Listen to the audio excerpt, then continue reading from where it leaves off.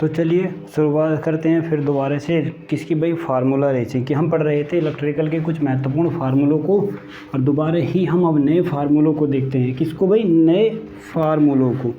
चलो फार्मूलों की शुरुआत करते हैं।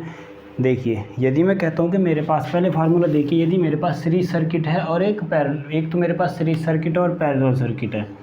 देखिए सीरीज और पैरेलल,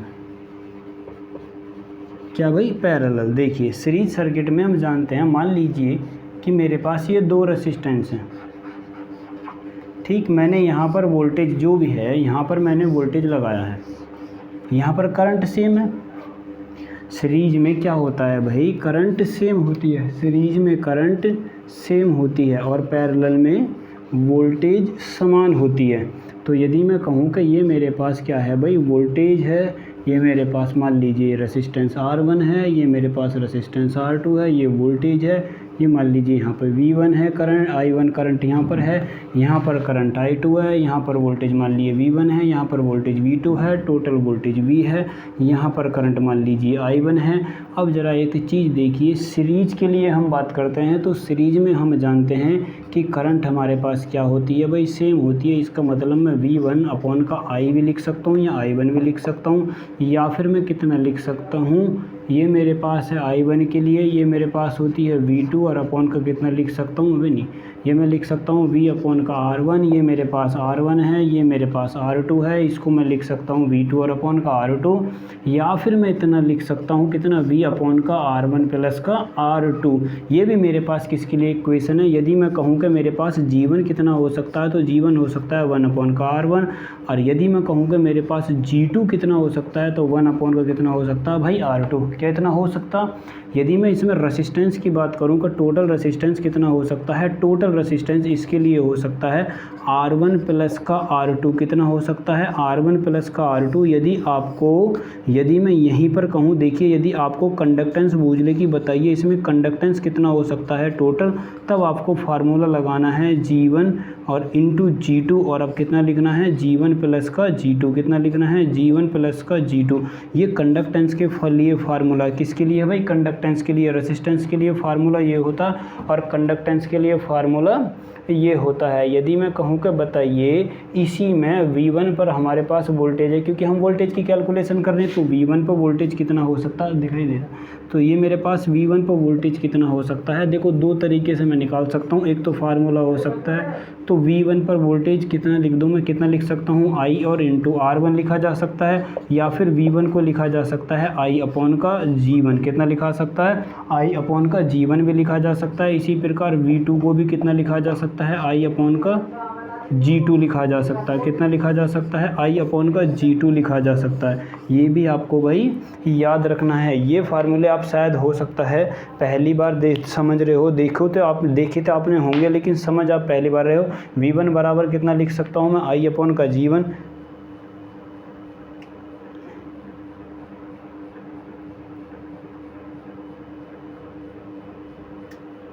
देखिए आगे, यदि मैं कहूँ कि इसी में मैंने लिखा है वोल्टेज के लिए, देखो ये मेरे पास हो गया V1 के लिए। अब यदि मैं कहूँ कि मुझे वोल्टेज निकालना है रेसिस्टेंस से, किससे निकालना है, रेसिस्टेंस से, तो V1 कितना लिख सकता हूँ भाई, मुझे निकालना है V1। तो फार्मूला लगाइए, फार्मूला होता है V इंटू, इसको लिख सकता हूँ जिसमें वोल्टेज निकालना है R1 बराबर R1 प्लस का R2 या R2 प्लस का R1, कुछ भी लिख लीजिए। V2 बराबर कितना लिख सकता हूँ, टोटल वोल्टेज, और R2 और अपॉन का कितना लिख सकता हूँ, R इंटू R1 प्लस का R2। कितना लिख सकता हूँ, R1 प्लस का R2। ये मेरे पास फार्मूला है। हमारी क्लास चल रही है फार्मूला रेसिंग की, तो उसमें ये हमारे पास फार्मूले इंपॉर्टेंट है। अब देखिए यदि इसके लिए मैं फार्मूले लिखता हूँ, इसके लिए फार्मूला लिखता हूँ, आप जानते हैं कि इसमें वोल्टेज सेम रहेगा। मैं वोल्टेज कितना लिख सकता हूँ, I1 और इंटू R1। दूसरा कितना लिख सकता हूँ, I2 और इंटू R2 लिख सकता हूँ। या फिर मैं वोल्टेज के लिए यदि R1 बराबर 1 अपॉन का G1 रख दूँ तो 1 अपॉन का G1 हो जाएगा। ये भी आपको याद रखना है कि 1 अपॉन का G1 कितना भाई, I1 और अपॉन का G1। यहाँ पर I कंडीशन की ओर है, यहाँ पर I कंडीशन कुछ और है। इस कंडीशन को यहाँ पर मत लगा देना, यहाँ पर I सेम है, लेकिन यहाँ पर I सेम नहीं है। यहाँ पर I सेम नहीं है। या फिर मैं इसको लिख सकता हूँ कितना भाई I2, ये मेरे पास अलग है, I2 और अपॉन का कितना लिख सकता हूँ G2। यदि आप टोटल वोल्टेज लिखोगे तो टोटल वोल्टेज बराबर कितना लिखा जा सकता है G1 अपॉन का G2। या तो मैं लिख सकता हूँ इतना, या तो देखो मैं लिख सकता हूँ I1 और इतना कितना लिख सकता हूँ R1 प्लस का R2, नहीं इसके मेरे पास पैरेलल में लगे हुए तो कितना लिख सकता हूँ R1 और इंटू R2 और अपॉन में लिख सकता हूँ कितना R1 प्लस का R2। या तो इतना लिखा जा सकता है, या फिर V1 बराबर इसी को यदि मैं किसकी फॉर्म में लिखूं, कंडक्टेंस की फॉर्म में लिखूं, तो ये मेरे पास नहीं, मुझे टोटल करंट वोल्टेज निकालना है तो V1। और तो मैं यदि इसको R1 और इंटू R2 लिखा हुआ है, ज़रा देखिए मैं यदि यहाँ पर किसकी वैल्यू रख दूँ, किसकी G1 की वैल्यू रख दूँ, यहाँ पर G1 की वैल्यू रख दूँ, यहाँ पर G2 की वैल्यू रख दूँ, 1 अपॉन का G1 और 1 अपॉन का G2 बराबर लिखेंगे तो हमारे पास कितना आएगा G1 प्लस का G2। कितना आ जाएगा भाई G1 प्लस का G2।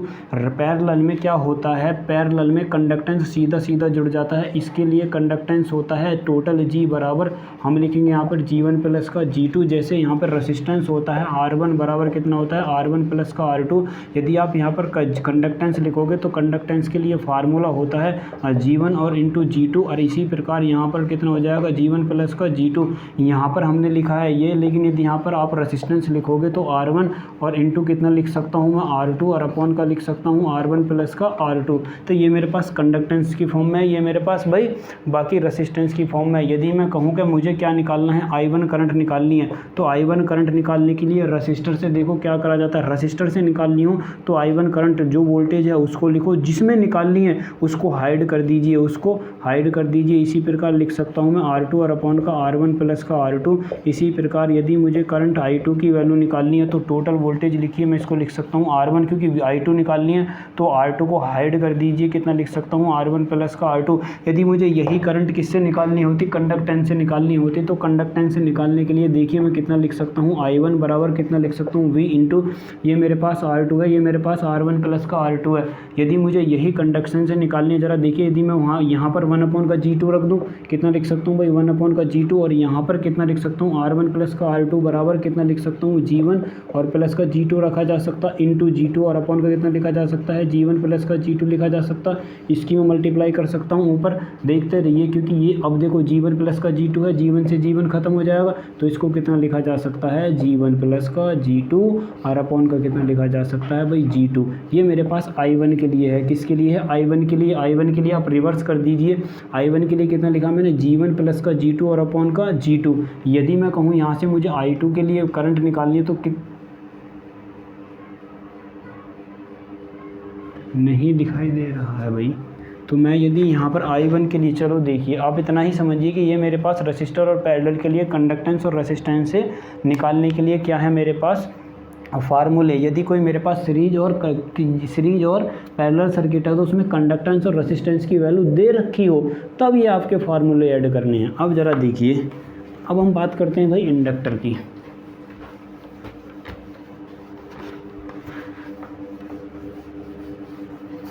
अब बात करते हैं भाई हम इंडक्टर की। देखो एक मेरे इंडक्टर, पहला पॉइंट पढ़ेंगे हम इंडक्टर में एक सेल्फ कॉफिशिएंट। कौन सा भाई, self coefficient of inductor, self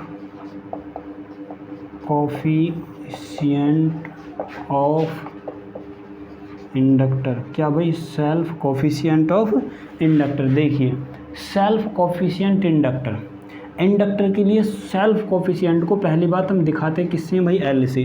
और L के लिए मेरे पास रिप्रेजेंटेशन होती है। देखो मैं जितने भी फार्मूले लिखवाऊंगा सिर्फ इंडक्टेंस के लिखूंगा, क्योंकि ये क्लास ही फार्मूला रेसिंग की है। तो चलो देखिए L1 बराबर देखिए N फाई, कितना लिख सकता हूँ मैं, नंबर ऑफ टर्न में यदि फ्लक्स की गुणा कर दोगे, और मैं लिख सकता हूँ कितना भाई I।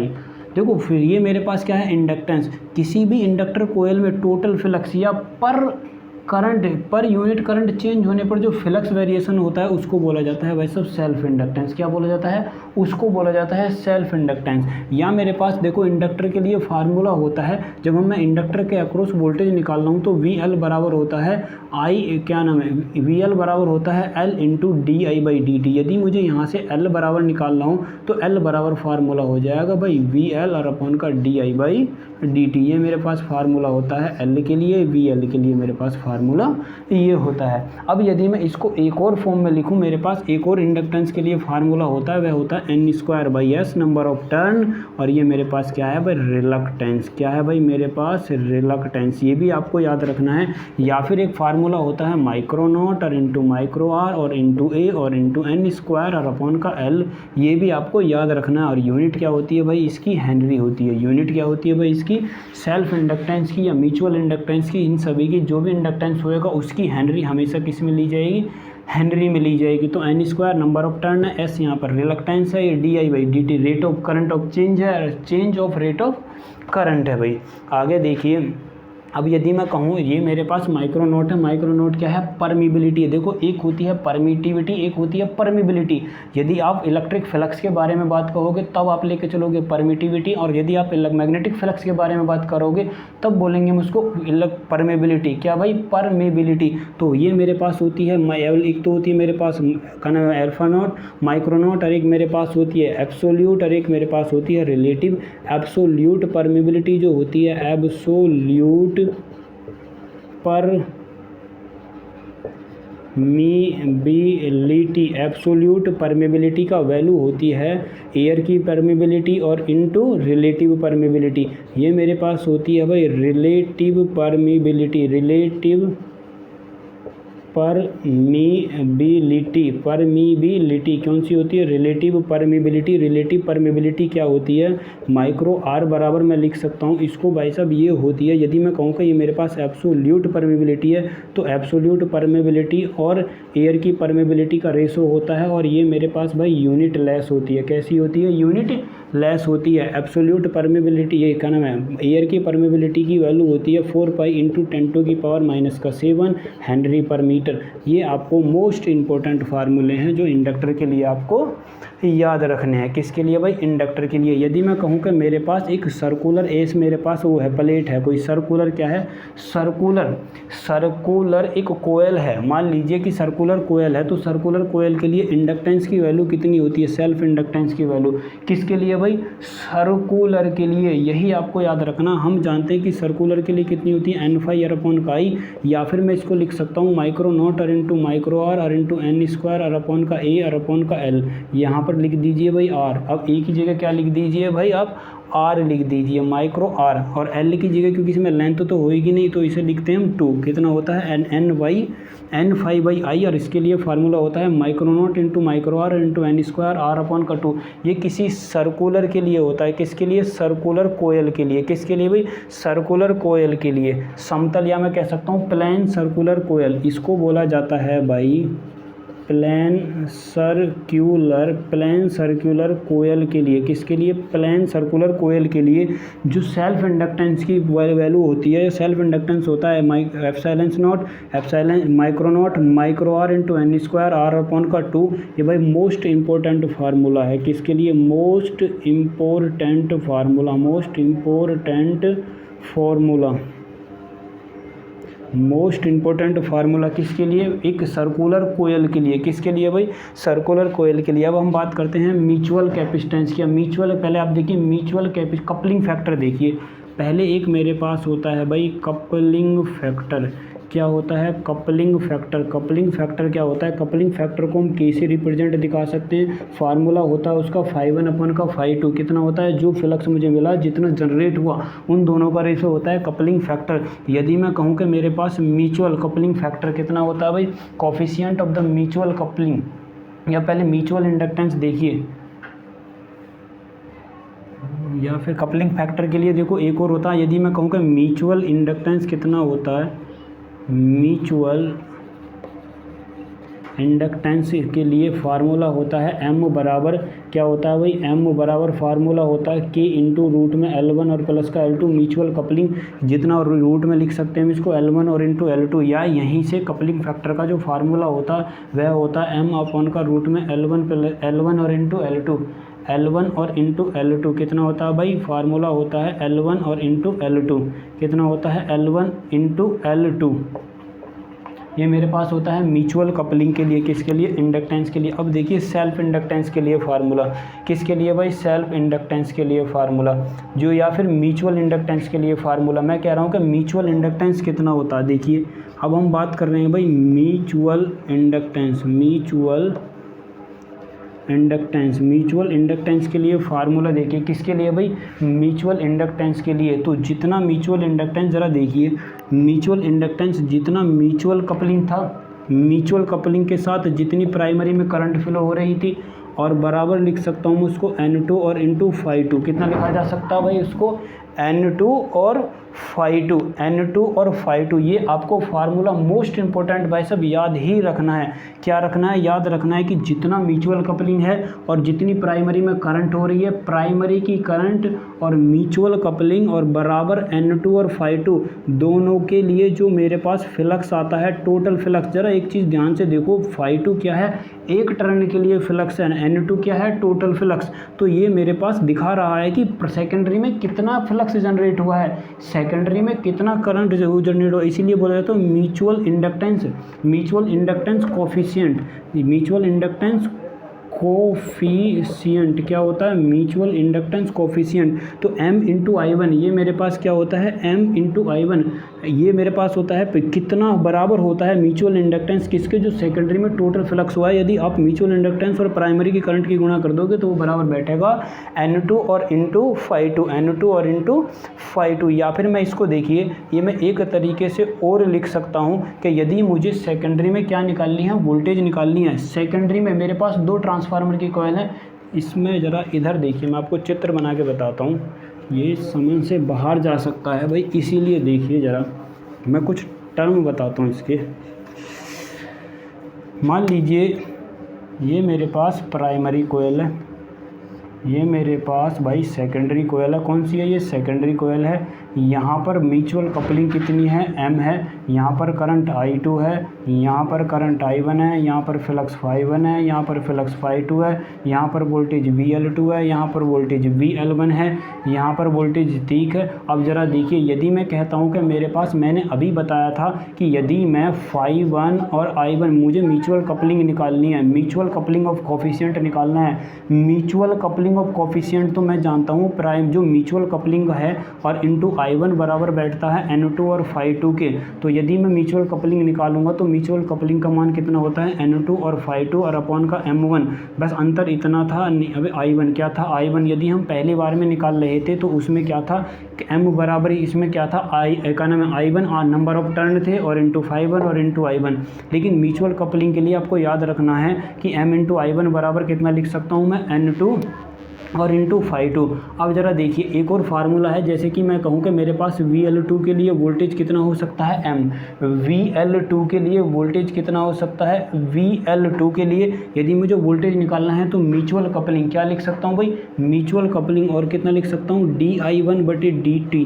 DI1 क्या है, प्राइमरी की current, rate of change of current of primary. यदि मैं यहीं से म्यूचुअल कपलिंग के लिए भी आपको याद रखना है फार्मूला VL2, यदि आप यहाँ पर KVL लगाओगे तो फार्मूला आपको मिलेगा VL2 बराबर M इंटू DI/dt। VL2 बराबर सेकेंडरी में जनरेट होने वाली वोल्टेज कितनी होती है, प्राइमरी की रेट ऑफ चेंज करंट और इंटू म्यूचुअल कपलिंग, तो म्यूचुअल कपलिंग कोफिशिएंट। और यदि मैं कहूँ कि मुझे यहाँ से वो निकालना है, म्यूचुअल कपलिंग ऑफ कोफिशिएंट निकालना है, तो VL2 और अपॉन का कितना लिख सकता हूँ मैं, DI1 और बटे DIT।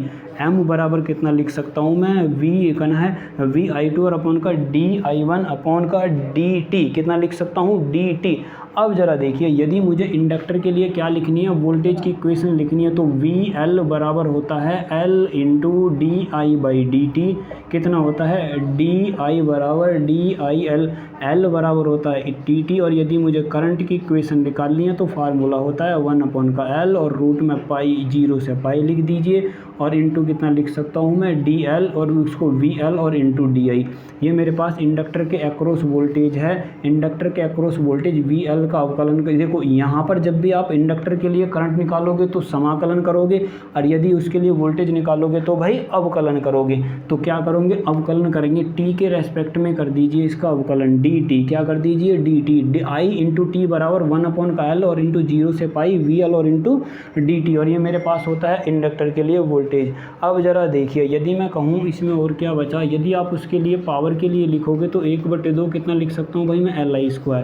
कितना लिख सकता हूँ भाई मैं, Li²। अब यदि मैं कहूँ देखिए इसी में यदि मुझे इंडक्टर जोड़ना है, क्या करना है भाई, इंडक्टर को सीरीज पैरेलल में जोड़ना है। इंडक्टर को जोड़ने के 4 तरीके होते हैं, 2 तरीके होते हैं सीरीज पैरेलल में। सीरीज और पैरेलल उनमें भी 2 तरीके होते हैं, जब फ्लक्स एक बार जुड़ रहा हो और जब एक बार फ्लक्स घट रहा हो। फ्लक्स जब एक सेम डायरेक्शन में हो तब बोला जाएगा जुड़ना, और जब फ्लक्स विपरीत डायरेक्शन में हो तब बोला जाएगा घटाना। तो देखिए यदि मेरे पास 2 इंडक्टर कोयल हैं और 2 इंडक्टर कोयल सीरीज में जुड़ी हुई हैं, मान लीजिए सीरीज में जुड़े होने पर यहाँ से इन्वर्ट है ये वाला पॉइंट और ये वाला पॉइंट, ये मान लीजिए इसका L1 है, इसका इंडक्टेंस L2 है, तो टोटल L बराबर हो जाएगा L1 प्लस का L2, कितना भाई, L1 प्लस का L2। यदि यहाँ पर म्यूचुअल कपलिंग कितनी है M, तो प्लस का कितना हो जाएगा भाई 2M। यदि ये विपरीत डायरेक्शन में होते, कैसे होते भाई, विपरीत डायरेक्शन में, जैसे कि मैं कहता हूँ ये मेरे पास पॉइंट यहाँ पर है और ये वाला पॉइंट यहाँ पर है, तो L बराबर हो जाता है L1 प्लस का L2 और माइनस का भाई 2M, कितना हो जाता है माइनस का 2M। ये माइनस 2M पर ही आपको याद रखना। यदि ये पैरेलल में जुड़े होते, यदि ये पैरेलल में जुड़े होते तब देखिए L1 बराबर या L बराबर कितना होता है, यही पैरेलल में जुड़े रहते तो फार्मूला होता L1 और इंटू L2 और प्लस का वो माइनस का M² और अपॉन का कितना लिख सकता हूँ मैं, L1 और प्लस का L2 और माइनस का 2M। यदि ये पैरेलल में जुड़े होते और पॉइंट इनके बिल्कुल ऐसे होते तो फार्मूला ये लगाना है, क्योंकि L1 और L2 जब दोनों एक साथ जुड़े होंगे, एक पॉइंट पर जुड़े होंगे तो फ्लक्स ज़्यादा होएगा। तो फ्लक्स ज़्यादा करने के लिए नीचे की वैल्यू कम होनी चाहिए। मैं याद करने के लिए बता रहा हूँ, तो नीचे की वैल्यू जब कम हो सकती है जब माइनस करेंगे। लेकिन यदि मैं कहूँ कि ये विपरीत डायरेक्शन में लगे हुए हैं तब फार्मूला लगाना आपको L1 और इंटू L2 और माइनस का ये M², जो का तो ऊपर वाली इक्वेशन ही जैसे कि तैसे रखनी है, लेकिन नीचे वाली इक्वेशन का हमें टर्म का वो बदलने हैं, निशान बदलने हैं। देखिए कैसे, L1 प्लस का L2 और प्लस का कर सकता हूँ भाई मैं इसको 2M। ये मेरे पास जब है जब म्यूचुअल कपलिंग पैरेलल में वो कंडक्टर किस में, वो इंडक्टर किस में जुड़े हों भाई, पैरेलल में जुड़े हैं और विपरीत अपोजिट डायरेक्शन में जुड़े हुए हैं। ये है सेम डायरेक्शन में, ये है अपोजिट डायरेक्शन में, यहाँ पर सीरीज में है, ये अपोजिट डायरेक्शन में और ये सेम डायरेक्शन में। अब हम इंडक्टर की बात करते हैं। इंडक्टर के लिए फार्मूले और लिखिए। देखो इंडक्टर के लिए फार्मूला होता है एनर्जी का, कितना होता है 1/2, एक तो होता है CV², एक तो होता है CV², 1/2, एक होता है 1/2 Q इंटू V भी होता है, ये होता है उसकी एनर्जी के लिए। और Q बराबर जैसे हम CV लिखते हैं, Q बराबर चार्ज कितना हो, अभी नहीं, ये मैंने भाई ज़रा थोड़ा सा गलत लिख दिया, मैंने कैपेसिटर के फार्मूले लिख दिए। नहीं भाई, हम इंडक्टर की बात कर रहे हैं ना, तो इंडक्टर में आपको एक ही फार्मूला याद करना है। अब आगे देखिए, यदि मैं कहूँ इंडक्टर के लिए, देखिए चार्जिंग और डिस्चार्जिंग, थोड़ा सा ट्रांजिएंट की तरफ चलते हैं। ट्रांजिएंट को ज़रा ध्यान से समझिएगा भाई।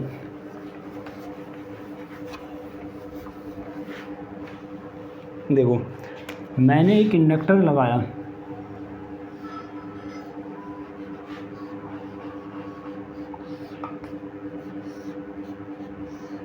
ये है मेरे पास R वैल्यू का, ये मेरे पास है L वैल्यू के लिए, R के लिए है और L के लिए। देखिए यदि मैं कहूँ टाइम कांस्टेंट की वैल्यू इंडक्टर में कितनी होती है, L/R, ये आपको याद रखना है भाई। अब मैं पढ़ते हैं, देखो ट्रांजिएंट क्या होता है भाई, ट्रांजिएंट। ट्रांजिएंट के लिए इक्वेशन लिखेंगे हम, किसके लिए, उसके लिए, इंडक्टर के लिए।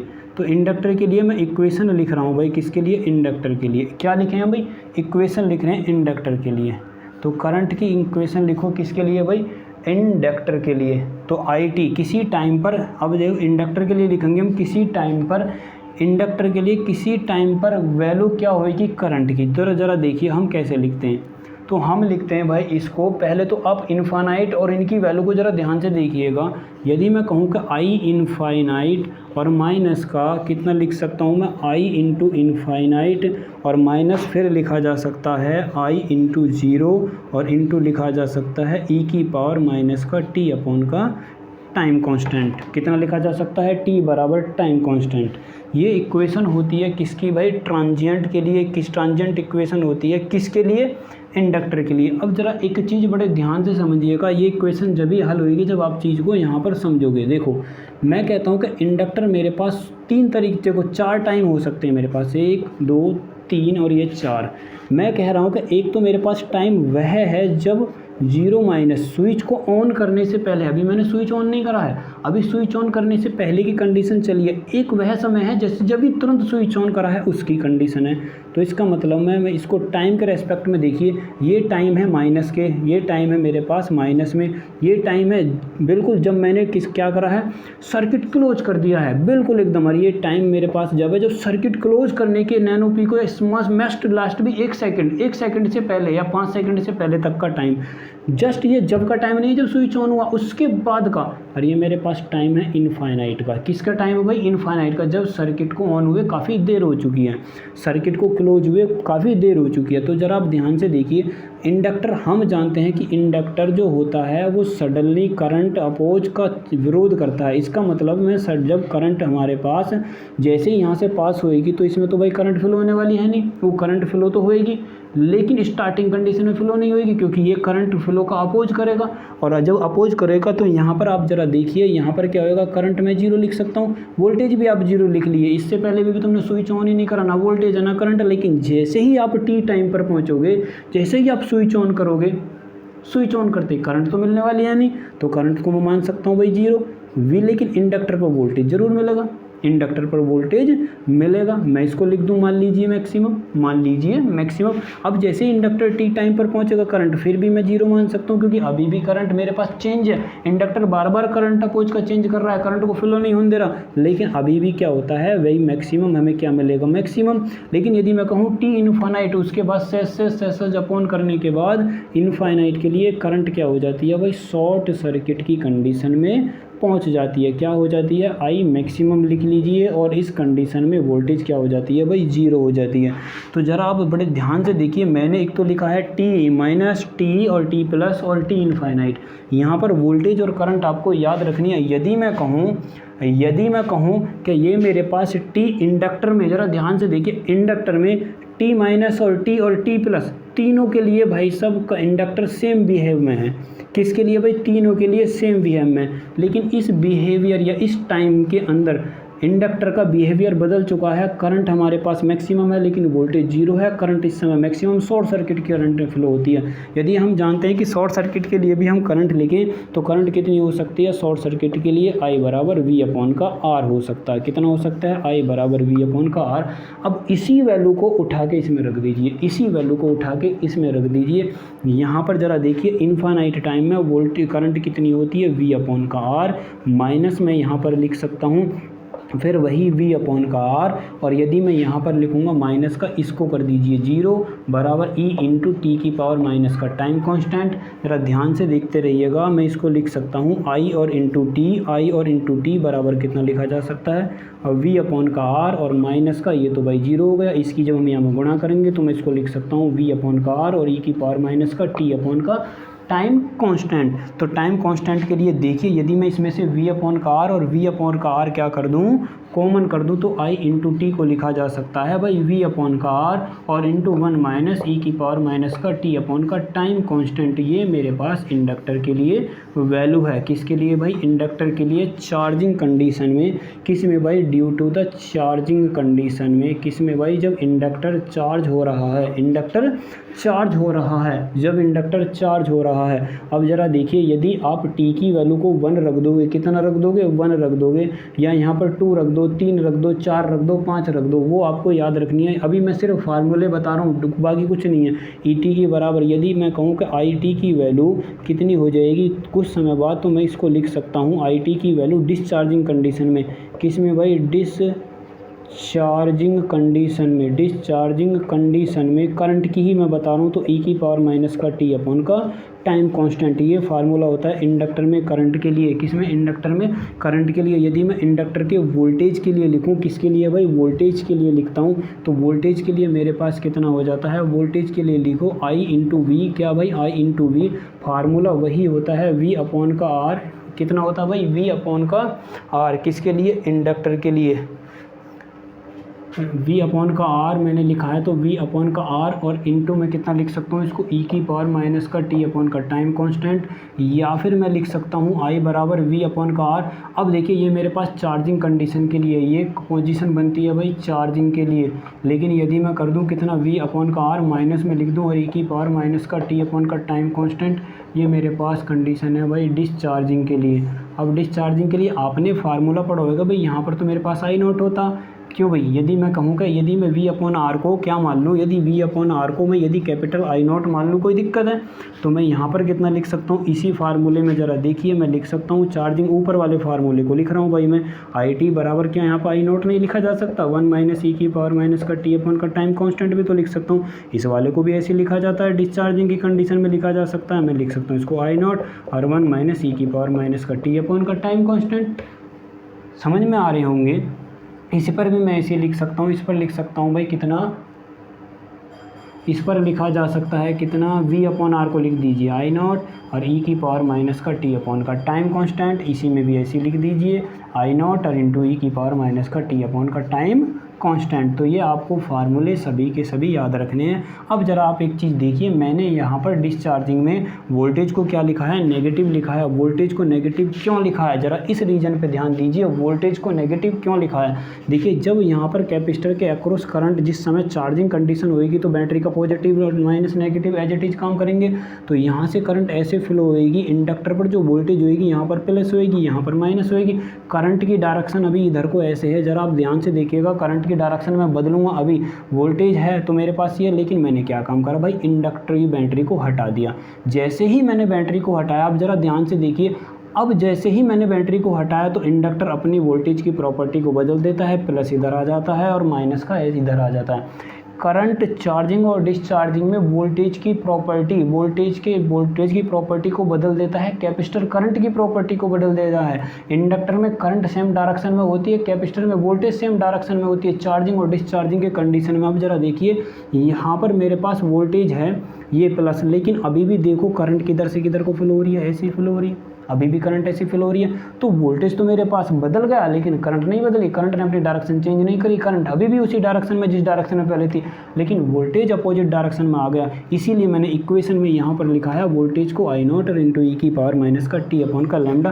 तो ये मेरे पास वो ट्रांजिएंट इक्वेशन है जिसके द्वारा इंडक्टर की करंट और वोल्टेज को कैलकुलेट करा जाता है। यदि मैं कहूँ कि टाइम बताइए टी बराबर, देखो यह मैंने लिखा है यहाँ पर इतना, यदि ई की पावर आप कितना, मैं यदि ई की पावर यहाँ पर टी के बराबर टी रख दूँ, यदि मैं यहाँ पर रख दूँ आई इंटू टी की पावर कितना रख देता हूँ, 1 रख देता हूँ, तो वी अपॉन का आर, यहाँ पर आई नॉट लिख लीजिए, 1 माइनस ई की पावर, देखो ई की पावर यदि मैं इसको 1 रख दूँ, इस टाइम को इस टाइम कॉन्स्टेंट के बराबर रख दूँ तो ई की पावर -1 हो जाएगा, और ई की पावर -1 का होता है 0.37, वैल्यू कितनी होती है 0.37, लॉग ई की वैल्यू 0.37, और जैसे ही मैं कितना रखूँगा मैं 0.37 रखूँगा, तो आई इंटू टी बराबर कितना हो जाएगा, ये चार्ज हो जाएगा कितना 63%, इसमें से निकालेंगे तो ये 63, यदि मैं इसमें परसेंटेज की गुणा करूँगा तो 1 में से 37 घटाएंगे तो अब 63 मिलेगा, और लॉग ई की वैल्यू, तो यदि मैं 63 रखूँगा तो ये आई नॉट, तो इंडक्टर 1 सेकेंड में कितना चार्ज हो जाता है 63%,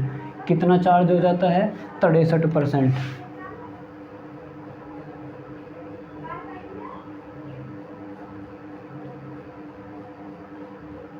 और इंडक्टर को फुल चार्ज होने के लिए लगभग में इंडक्टर को फुल चार्ज होने के लिए कितनी ऊंचाई है, लगभग फुल चार्ज होने के लिए 5 सेकंड का समय चाहिए होता है, किसी के लिए भी, इंडक्टर हो चाहे वो कैपेसिटर हो। अब मैं बात करता हूँ देखिए कैपेसिटर की।